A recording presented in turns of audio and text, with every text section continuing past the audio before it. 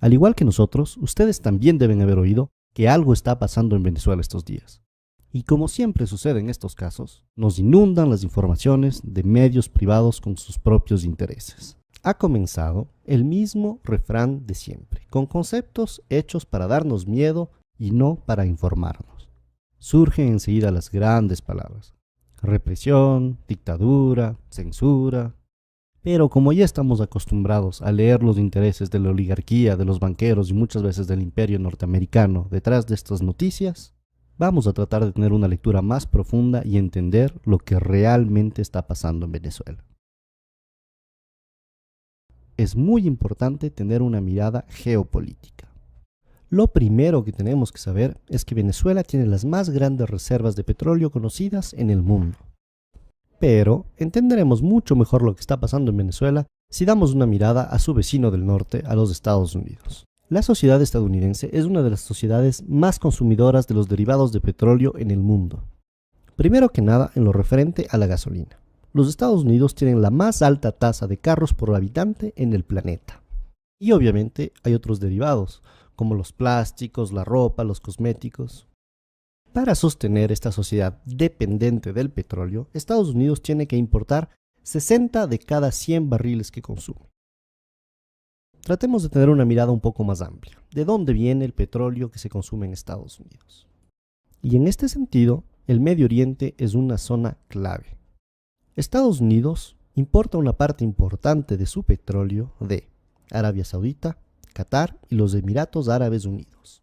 Y con estos aliados se han lanzado en una estrategia para tener una hegemonía política de la zona.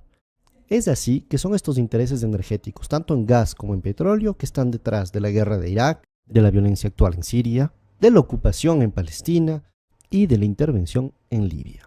Ahora bien, una vez que hemos visto todo esto, un simple cálculo nos permitirá ver por qué Venezuela es tan importante para los Estados Unidos. El petróleo que viene del Medio Oriente pasa por el estrecho de Hormuz y sigue su camino por el sur de África hasta llegar a Texas. Este viaje dura entre 40 y 45 días. En cambio, el petróleo que viene de Venezuela solo tarda 4 a 5 días en llegar a Estados Unidos.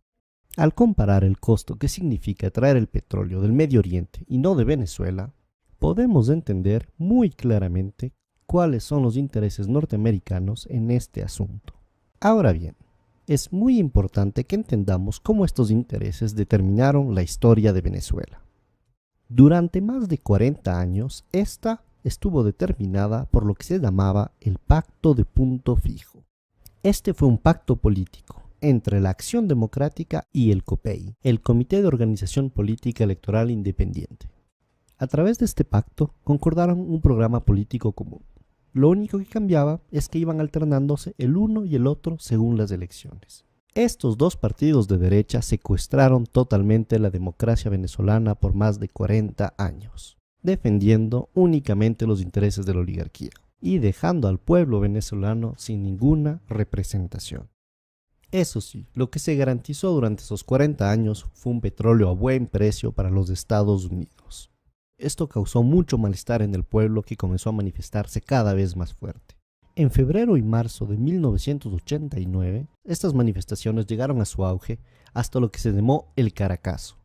Este hito tristemente histórico para Venezuela significó la orden del gobierno venezolano para disparar sobre los manifestantes. Murieron más de 3.000 personas en una semana. Entre los mandos militares que se negaron a disparar sobre los manifestantes durante el Caracazo, se encontraba uno muy particular: el comandante Hugo Chávez Frías. Luego de haber tratado de derrocar a este régimen asesino de la oligarquía a través de una rebelión militar que no funcionó, el comandante Chávez se presentó a las elecciones y fue así que fue electo en 1998 presidente de la República de Venezuela. El gobierno del comandante Chávez significó un cambio histórico para los venezolanos y venezolanas.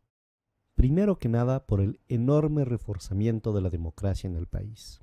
Se comenzó refundando de forma democrática todas las instituciones del Estado a través de una asamblea constituyente.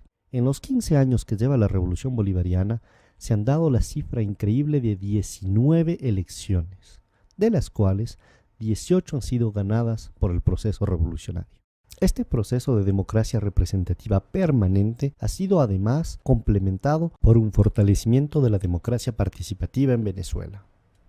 Los avances fruto de las políticas sociales han sido igualmente muy importantes. La pobreza pasó de 54,2% en 1995 a 23,9% en el 2012. La mortalidad infantil disminuyó de 50%. La salud y la seguridad social suman actualmente el 21% del presupuesto del Estado venezolano. Las matrículas universitarias pasaron de 800.000 a 2.600.000 actualmente. Y Venezuela cuenta con 75 universidades públicas. Ya se ha erradicado el analfabetismo en todo el país. Obviamente, el imperio norteamericano, viendo que por primera vez en la historia un gobierno venezolano se ocupaba mucho más de su pueblo que de los intereses norteamericanos, y que el nuevo proceso de unión soberano y emancipador de América Latina amenazaba su hegemonía política, no se quedó con los brazos cruzados. En el 2002 apoyó claramente un golpe de Estado en contra del gobierno democráticamente electo de Hugo Chávez. Al haber fallado este intento gracias a la movilización popular, fomentaron un sabotaje económico a través de un paro petrolero con el apoyo de la oligarquía. Sin embargo, este nuevo intento de desestabilización también fracasó.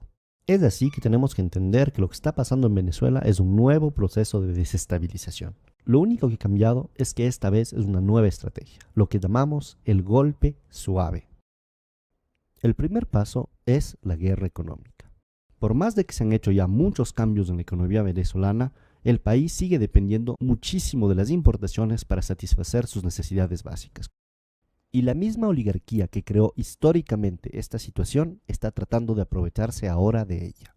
Por un lado, algunos de los industriales ligados con la oligarquía que quiere acabar con el proceso bolivariano están tratando de crear escasez de productos básicos para crear descontento popular.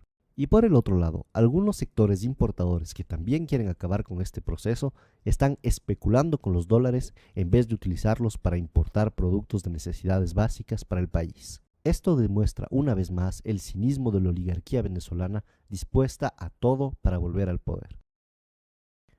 Muy bien, ahora veamos el segundo y tal vez el más importante de los ejes del golpe suave. Este es el de la manipulación mediática. La oposición golpista venezolana tiene dos facetas. Una que se muestra pacífica y la otra que es claramente violenta.